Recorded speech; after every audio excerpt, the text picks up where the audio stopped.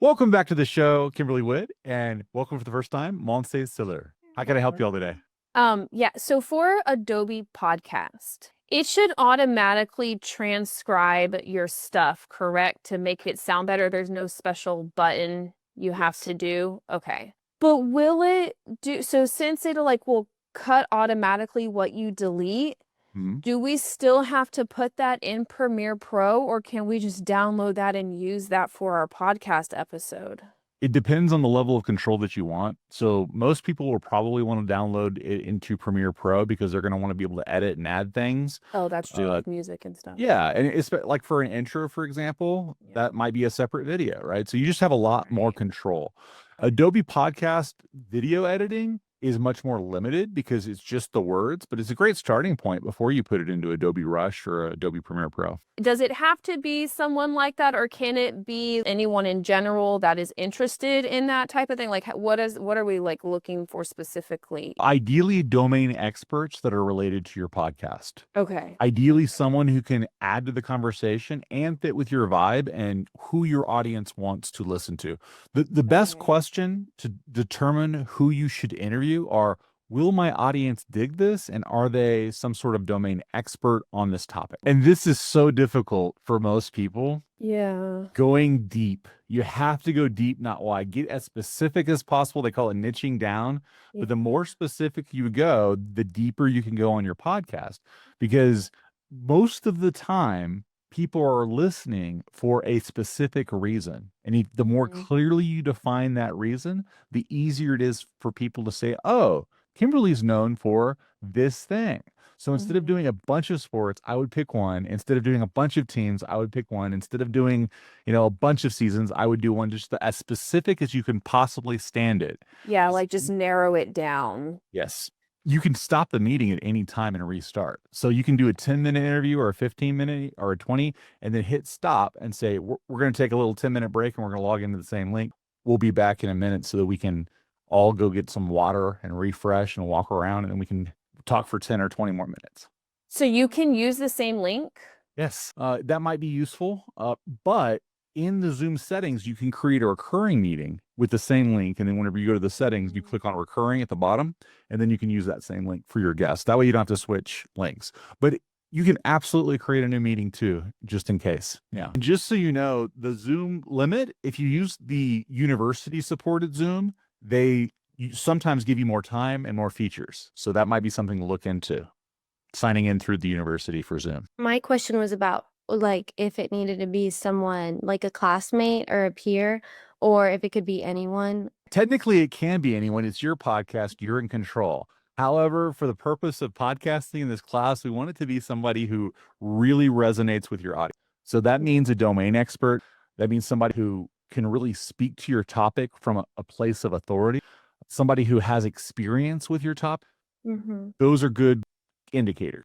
Sometimes, and this is why it's so important to go deep too, because if you're not going deep and really narrowing down and getting specific on your podcast topic, you're going to have trouble finding people to speak on that topic because, oh, I can just talk to anyone. Oh, no, I can talk to anyone. Who do I talk to?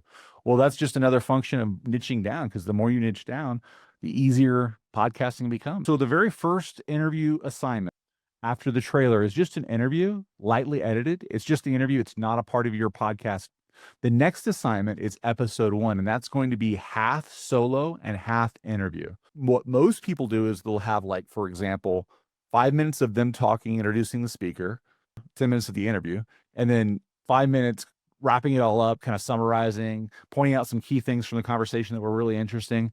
A 5-minute wrap works for some people, and for other people, they want to do 10 minutes of solo speaking, setting up the interview, getting excited for the interview, and then 10 minutes of interview.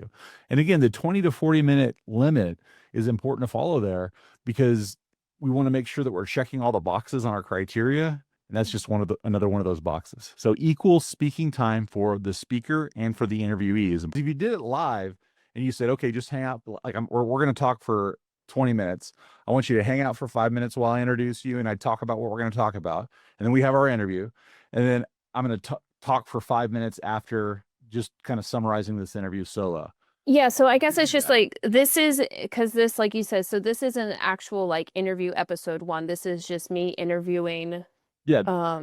somebody about okay. Yeah. So that's Okay. the first assignment is just an interview. And we do that so it's lowering the pressure because this isn't your actual podcast, episode one. And I know that publishing your first episode can be an ordeal, right? I'm putting myself out there. I'm actually publishing something. And hopefully you're not listing it as unlisted so you can get all that public data and analytics that will help you write your media kit later on. So we want it to be listed as public because you get all this amazing data whenever you do that. And even if you only have a small handful of people watching your podcast, you still get all this data that you would not get on other podcasting platforms. And can we use AI to help us kind of script out like questions and stuff? Of course, yes, So like absolutely. I could like take the instructions and put it in there and be like, hey, can you like this is my guess, like can you help me kind of Yeah. create So a the more you give it, the more you give AI, the better job it's going to do. So you right. take the assignment instructions, and I have some examples in there. I might have some questions in there too, that you can Yeah. say, can you adapt this question set to my specific topic domain and my specific audience? Like for cuts, are we, because I know some podcasts are just like basically live in a way. So there's no cuts. It's just like a whole one thing. If there's like cuts, is that okay? And like where, Absolutely. so it's okay if we Yeah. kind of like It's different. your show. You get to Oh, decide that vibe. And I would put cuts in the category of vibe. You want the vibe to be something that is palatable to the listener's ear. And it's more yeah. palatable if you cut out things that they may not be as interested in. It's more palatable to the ear if you're talking about things that resonate with them. And if you do like an hour interview or a 40-minute interview, chances are not all of it is going to fit your audience as well as you might like. So you have the power to go into Adobe Premiere Rush or Adobe Premiere Pro and edit those parts out. For the actual interview assignment, you don't have to edit anything out because it's just an interview. You could, that would be a great way to get ahead. But for episode one, we want to make sure that everyone's editing out the things that they don't want. So this isn't episode one, basically. So the interview assignment is different from episode one, yes. But the interview assignment goes right before episode one. So don't delay. Do the editing. Jump into it as soon as you can so that you have time. A lot of people might set up an interview, think it's going to go well, and it goes well. And they're like, you know what? This doesn't feel like an episode one. This feels like an episode two. And then they end up setting another interview. So it's really important to set up interviews because keep in mind for your third episode or your fourth episode or your fifth episode, you can have the person you interviewed on day one that you just didn't want to have as your episode one because you thought that they would be good to tease. Popular, but like I also I don't know, I do would like to put a light on sports that not everyone does know about. Okay, well Maybe. that's narrower than what we had Okay. before. Because Yeah. if you say sports that not everyone knows or cares about, well, there is an audience out there that cares about those sports that don't get Right. press. Like So that would be a really good example of a way to niche down effectively okay. to say, this is what most people are talking about. But this thing over here, A, I'm super passionate about it. And B, I know there's an audience who's passionate about it. Right. I don't know how big it is, but I know there's an audience that could sustain a podcast. That has led to a lot of success in podcasting and YouTube videos and all sorts of other things Yeah. because there's a people out there that want to know about all sorts of things. The problem is if you don't niche down, they'll never find you because that Right. person looking for, that one episode or that one video isn't going to show up unless all of your episodes and videos are on at least a more narrow band of that topic. Don't think, just do. Yeah. Yeah. I know. Obviously you want to think about it. You want to engage the critical thinking. You want to say, what is sustainable? Like if this wasn't a class, what do I want to be known for? I want to be known for that person who teaches communication classes, that person who can help you with your communication classes. More specifically, I want to be known for podcasting. Now that's more narrow. Well, what kind of podcasting? Well, I'm just focusing on beginning podcasters, honestly. That's who I want to help. Okay, well, now I've narrowed it down from all my communication courses, which are, communication theory, persuasion, AI and personal branding. Like I've got all these different courses, but for my channel or for my podcast, I'm just going to focus on beginning podcasters and that's it. And I could go even further and I could say, I'm just going to focus on helping beginning sports podcasters or beginning business podcasters or whatever it is that I am both passionate about and I have some domain authority on, and I can find others to come on my show and interview. Learning in public is super fun because learning, which is great because it's helping you professionally. And you're also helping yourself network because you're talking to people who you want to know so that you can network with them to possibly get a job in that field as well, right? Yeah. So if someone interested in sports, for example, who wants to work in sports, who do you want to work with? Well, this is a great excuse to talk. What's a good way to reach out to try to get interviews with those people? So most Yeah. people want to help students. So Okay. starting with just the honest, I am a student working on my podcast, my first podcast. And I'd really love to interview it. If you could set aside this much time, and that's the hardest part is because people are busy. Right. Can you meet me for this much time on these days and lower the uncertainty and lower the reasons why they might say no in the first email? That can help. Sometimes it's easier to get a first yes and then give them more details because you don't want to bombard them with specifics first. There are some forms in the class like for reach out, like how you can reach out to ask for an interview. There's some letter kind of things we can talk about. But honestly, you're just saying, this is who I am. This is where I'm coming from. I really appreciate your help. If not, I completely understand it. Hey, I hope to connect with you in there. And you do that a lot of enough times, and you will eventually get someone who says, right. And that's another key indicator because if you don't have a specific topic that's narrow, you're talking to you're going to have to send out thousands of emails. If you could pick one sport, that would be so useful. What about if I do two? That's better than too many, but it'd be really good if you did one sport. If the sports are super interrelated, like track and field has other sports within it, within the domain of track and field, for example. But the trick to this really is just focusing on one thing. What I would do then is I would start a football podcast, and then when that's over, I would work on my baseball podcast. You see what I'm saying? So Because those are different audience. That makes sense because I was thinking, I was like, but what if you're missing out audiences that could potentially add more to your podcast and crossover, right? Right. And that's the thing. If they're searching for you, they'll find it. But hey, they've already watched your basketball podcast. Well, what about this football podcast? Absolutely. And that's the thing with audiences. You let them know in a post or in a video or in an episode, as a teaser, as a trailer, as an ad, as a part of your primary. Like a new season, like football season, and then when football dies off, like you can tease football season's over. Join me for if you're interested in baseball, join me over here. Start. But can I not make it just all in one? No, don't do that. That's what I do. Much to look at my channel. I have podcasting. I have AI and personal branding. Yesterday I did an AI storytelling workshop I'm going to post soon. Like I'm all over the place. You don't want to do that. It's not at all what anyone says you should do. Every expert you'll talk to out there says you need to focus on one topic.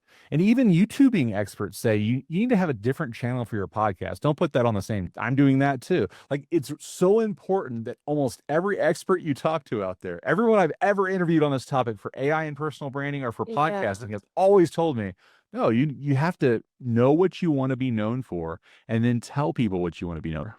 I guess that kind of just throws me a little bit based on going on with the seasons and stuff, and I could keep it all in one. Not when you're starting. When you're starting, especially, in order to get found, you want to focus on a specific domain. Now, later, after you've produced a podcast on baseball and a podcast on football and a podcast on track, if you'd like, then later you might decide, you know what, I think I could sustain these things now that I have an audience, that I've grown to be X number of people. There's this thing called the halo effect, where people, because they trust you in one domain, they'll cross apply and trust you in other domains. So for example, you see a lot of actors who get hired to promote things. And this is part of why, because we know they're good at acting and we know they're really at the top of their professional game. They get hired to produce a shoe commercial. All of a sudden we trust them with the shoe, in part because they have the halo effect, buying the time of celebrity athletes to say, look who wears our shoes, right? That's what they're doing there. It's passing that authority. For this class, I should just narrow it to just one sport. Yes. And then after that, I should just kind of figure out what I want to do. And the other thing is, you're getting some experience here, right? Yeah. You're just kind of starting. And anytime you're starting something, the more narrow you can get, the easier it's going to be for you to sustain without burnout. The easier it's going to be to find an audience, the easier it is going to be to find interviewees. Everything becomes easier. Well, you want to learn more about it, right? Like, for example, let's Yeah. just pretend that it was sports broadcasting. I want to know everything I can learn about sports broadcasting. This Yeah. is what I want to do. So I'm going to reach out to sports broadcasters who might be able to help me. I got to figure that out Mhm. because it's this And the week. earlier you reach out, the better. And that's one of the reasons why, I was encouraging everyone to reach out earlier to their interviewees. They have time to change directions because you have the freedom to choose what you want to do as long as it's narrow, specific, and meets our criteria. Big caveat, meet all the list of checklists that is in the criteria, and you can do whatever you want. Honestly, a lot of people will start with who they know just because it's easier and it's more comfortable. I started with people I knew. My first podcast for all other faculty members, I was like, let's talk because I know you. I'm comfortable with you. I Yeah. don't feel nervous talking to you because there's so much familiarity. That's how I started my podcast.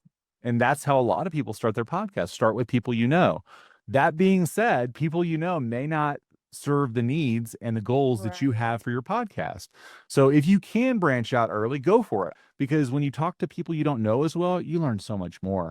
And whenever you hit a wall, sometimes that it's easier than trying to go through the wall just because it's a class and it's only 8 weeks and you have to complete the work. Sometimes it's easier to say, I'm going to put that on hold. I'm going to go in this direction because I only have 1 week. I only have a few days, right?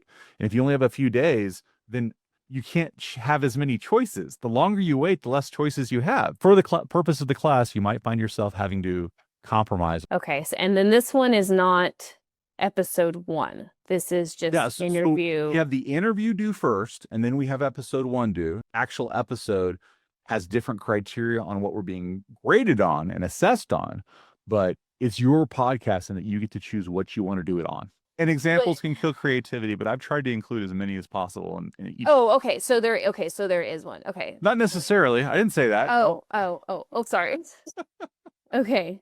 I said I try to include as many examples as possible. I Yeah. didn't say I was successful at that. Yes, I do have an example of an interview here. This is do. actually a good example of an over-edited interview because this was early in my podcasting career. Okay. This is an interview that I did with a reporter who interviewed me on the topic of AI. And I was able to say, oh, since you interviewed me on AI, can I interview you for my podcast? Doing interviews because so many of our public relations students are going to eventually be helping in media coaching for their organizations. They're going to go and they're going to coach the CEO on how to talk to the media, or they're going to coach an employee. If we were to start interviewing people, because we have our episodes coming up, are those, I know you said there's going to be like solos, and then are they also going to be interviews as well? So you do the interview separate. You schedule the time, you have this conversation like we're having now. That's the entire interview. For our episode 1, you're going to have video and you're going to edit it so that you have yourself talking for equal amount of time. And you can do that at the beginning, at the end. A lot of people like to do it at the beginning and the end. You could also cut it up to where it's in the middle. For format is that you have to be speaking solo for equal time that you're interviewing, because we want people to have both skills, not just the interview podcast skill, but also the solo podcast skill. And in this assignment, we've constructed it so that you are talking to camera or speaking by yourself for equal amount of time as your interview video. If we were to start interviewing people now, filming now, do we technically have footage for episodes 1, 2, or stuff like that? Absolutely, yeah. There are constraints on each assignment, but those constraints are not constraints on who you should be talking to. Those constraints are, we're looking at your video for this one. We're looking at your audio for this other assignment. And this other assignment, it's creator's choice, but we do have some specific things and boxes that we want people checking off. And those boxes are things like, how is your introduction? Little things that most podcasts have. We call them like podcasting conventions, things that help the listener feel more welcome to listen to. Did you create a atmosphere that was welcoming to your interviewee? How did you do that? For this assignment, it's just the interview. It's not us talking solo at all. That's correct. That's for episode 1. Yeah. Assignment number 3 is just the interview. Okay. The next assignment is where you're cutting the interview to become episode 1 with solo speaking and the interview. And the earlier you start, the more luxury you have of those choices. I would schedule more than one interview just so that you have those in your back pocket for future episodes. And you can choose and say, ooh, I want this person I want on episode 1, Or wait, no, I want this person on episode 1. You don't have to, but it's nice. It's nice to have choices. When you decide something, you're killing other opportunities and potentials and ideas. And that's why it's so hard to make a decision. But you've got to make a decision so you can check off the criteria for your grade in this class. This decision is non-binding. This decision will last you exactly how long this class lasts. You can change your mind after you finish the criteria for the class. I would love for you not to. I would love for you to make the kind of decision that you would want to do anyway, because that avoids burnout. And that means you can continue your podcast in your free time for fun because you're having fun doing it. Yeah. Right. And that's the only way you can sustain it, because these things don't monetize in like 99.9% of cases. And those that do monetize are focused on business objectives. And they're okay with a smaller audience because that smaller audience is interested in the doing business with that person, for example. I'm building relationship because a podcast is one of the best ways to build a relationship with an audience. The more specific you can get now, the more success you're setting yourself up for. No matter who you are or what you're doing, everyone has such small survey results that it's very difficult to make decisions based on those survey results. Yeah. It's very, very difficult. So I would not trust that as much as I would. How likely am I to burn out on this topic? How much passion do I have for this topic? How likely is this to help me with my career? How likely am I going to be able to find interviewees and guests to come on my show on this?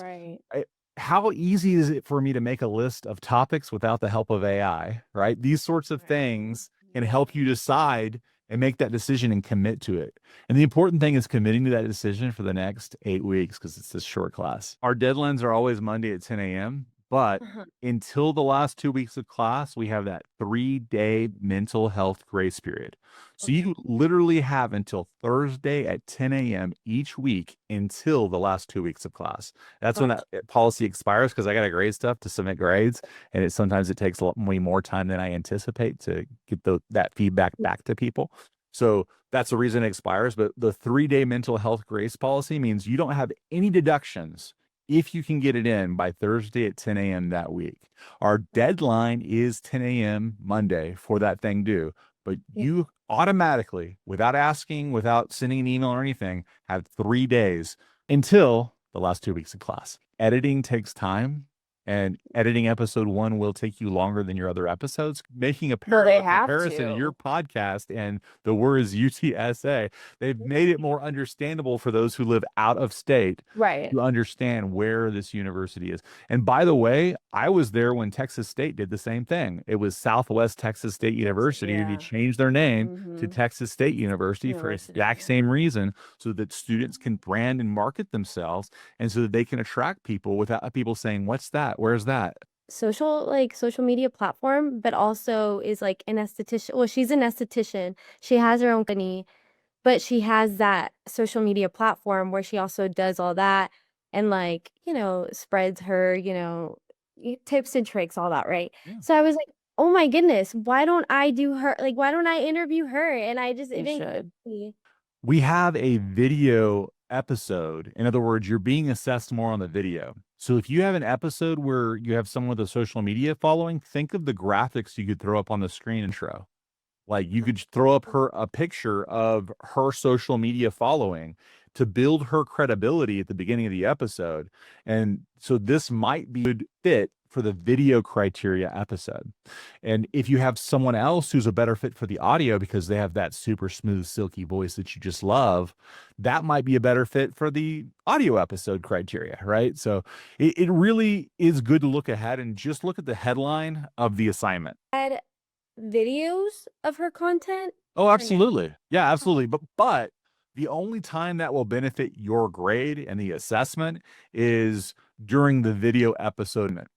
But for YouTube, since YouTube is a video platform, absolutely, if you have the time to add graphics and video and other B-roll for it, it is not a requirement of this class, because this is a podcasting class and we're mainly focused on audio for the entire time.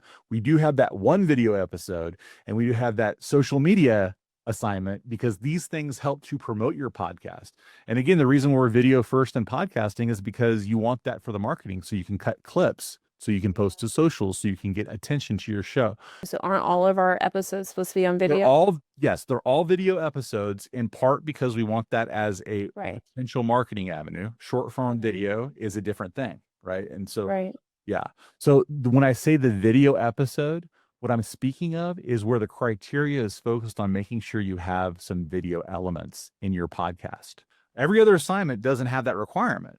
It just has, you can be a talking head. We're doing videos for every single podcast because Right. video first. I guess I'm just podcasting getting a little class, confused, like the Yeah. video When I element said you're video talking only about. when I said video episode, that's just because the criteria are changing to focus on instead of the podcast format. Like if you look at our other criteria in our assignments, most of them are focusing on podcasting conventions, not video. There are people who are not publishing because they work for the military. There are people who are not showing their face because they work for an agency where they're not allowed to share their face. While we want you to do these things, you don't necessarily have to do that. That's in the optional part. But if you look at the assignment criteria, those aren't optional. You have to do X, Y, Z in order to be assessed on there. And it's a fairly clear list of things to do on each assignment. Mm. And if it's not, that's why we have this. Come on, see me, and I'll help you clear up what you want to do. Oh, yeah. But for everyone, what takes more time editing? The earlier you can interview, the easier it is going to edit. They set up an interview with their dream interview and it falls through. Well, luckily they set up an interview with a friend they can trust. And they may not be the perfect domain expert, but you know what? They get the assignment done so they can turn in that interview assignment and episode 1 interview assignment. A lot of people will go with who they can get, and that might even determine how they're niching down their podcast because of the interviews they get. That being said, we do have a lot of solo podcasters who are not dependent on interviewing other people because they want to be the domain authority. They want to be the expert. And in AI and personal branding, that makes a lot of sense, doesn't it? Establish themselves as a domain authority. So if you're having trouble with interviews and setting up interviews, guess what? You've chosen something you're super passionate about. You've chosen something you want to maybe work in that career in the future. That's a great thing because now you can solo podcast when your interview falls through. Except for this week, except for this assignment, because this is an interview and solo combined assignment and not you get to choose what kind of podcast you want assignment. Right. Because we want you to have both skills, the solo and the interview skills. Is this the only assignments that are interview? Yes. The rest of I encourage solo? I encourage everyone to do both for fun. Right. And the interview one has the added advantage of being able to network with people professionally who you might want to work with. And the interview has the added advantage of it's so much easier than scripting your own solo podcast, in part because you are able to play with the energy of the other person. Now, for some people, it's not easier. And it's way easier to script their own podcast and just speak to camera with a teleprompter of some sort. That's far easier and quicker for a lot of people because they don't have to schedule the interview and be dependent on someone else for their podcast. That's why a lot of podcasters who are interviewing people will make sure they have 3 episodes produced before they publish anything. They'll have 3 interviews lined up and cut and produced before they actually hit that publish button. Step 1, send that email. Do it now, right after we get done with this call. Yeah, I got to figure out who to reach out to. I got to look at that up. Yeah. And step 2, reach out to someone else and set up that interview if you can. And if you're doing an interview style podcast, I would reach out to number 3 and 4 as soon as possible to set up that interview. The sooner you can start editing. And remember, editing takes more time than you think in most cases. You think, oh, it was an hour interview. It only take me an hour to edit. No, it's like twice as much, 3 times as much. It takes a long time. The second time it goes a little faster. Not much, but a little faster because you know where things are and you edit. And ask AI for help. Just like if you're doing an interview podcast, you should ask AI for help and critique of your questions and your topics. People have a long list of questions that they go into interviews. Hopefully they ignore most of them in favor of getting really curious and asking that person follow-ups to what they're talking about. So I have a whole big old question list that I want to get through, but we only have 20, 40 minutes. We're only going to be able to cover one of those things. And what happens is instead of sticking to that question list, I'm listening carefully and I'm being as curious as possible as I listen to their answers. And each answer is an opportunity for deeper understanding, to ask deeper questions. So I've taken the answer from the interviewee and I made it into a new question, as opposed to sticking to my question list, because that's a more natural conversation style, kind of like what we're having now. You're not like sticking to question lists. You're just asking what comes to mind as I share an answer. And that's how you should be doing your podcast, to be in the moment. When I first was like looking into this assignment, I had a identity crisis, and Excellent. It was a yeah, chance for self-discovery. Good. exactly. That reminds me, adding your name after your podcast title is a great way to have differentiation. Saying, let's face it, with Montse as your title might be a good idea there, just in case there's any other let's face it kind of names out there.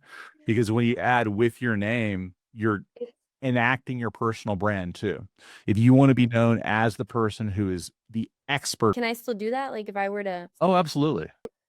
Because I originally was going to have mine as Sidelines with Kimberly, but then when I kind of went on Spotify and was looking up some stuff, I saw that there was a lot of like sidelines with so-and-so, or sidelines something. So then I searched for Fan in Progress and I didn't see anything. And I was like, okay, I could do Fan in Progress with Kimberly Whitt. It's way easier to convince someone to come on your show if you have built an audience. And that takes time, effort, energy that most people don't have.